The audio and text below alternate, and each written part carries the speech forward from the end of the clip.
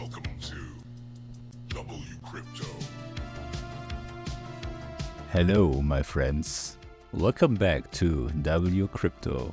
In recent videos, I highlighted the possibility of a relief phase developing. And today, we can see that scenario beginning to unfold.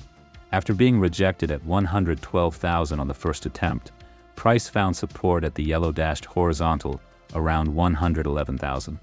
Yesterday, we noted that this area would need to hold before any further push higher. That is exactly what followed. Bitcoin returned to 112,000 for a second test, but was rejected again.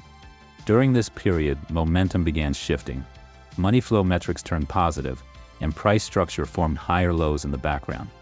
On the third attempt, this strength was enough to finally move above the 112,000 barrier. At the time of recording, we are sitting near 113,000. Looking forward, the next key levels are 113,700 and 114,700. Retests of lower zones, including 112,000, remain possible, but current structure suggests higher steps may continue if momentum holds. Now let's review the heat maps. On the one-day view, the significant level around 113,000 was cleared about an hour ago, opening access to a cluster from 113,100 through 114,000. The 3-day chart highlights the same area, but with broader weight. The strongest cluster sits around 113,500, extending from 113,100 to 114,300. The 1-week view provides more perspective. On the downside, the most visible level sits around 108,200, reflecting strong participation at those lows.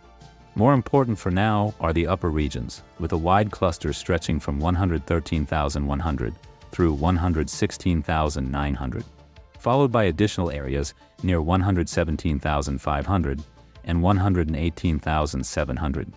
Finally, ETF flow data has now shown 3 consecutive green days.